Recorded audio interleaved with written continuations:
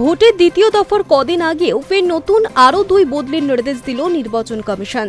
উদ্দেশ্য 29 তারিখের আগে প্রশাসনকে নিশ্ছিদ্র করা। এবার হাওড়া পুলিশ কমিশনারেটের অধীনে থাকা অত্যন্ত গুরুত্বপূর্ণ 2 থানা লিলুয়া ও বেলুরের আইসি পদে বদল আনা হল।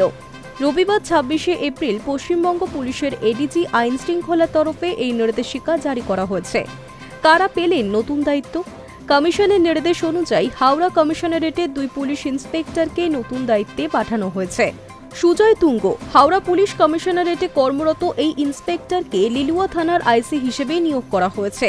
দেবাশিস চট্টোপাধ্যায় সিআইডি পশ্চিমবঙ্গতে কর্মরত ইন্সপেক্টর দেবাশিস চট্টোপাধ্যায়কে বেলুর থানার আইসি পদের দায়িত্ব দেওয়া হয়েছে।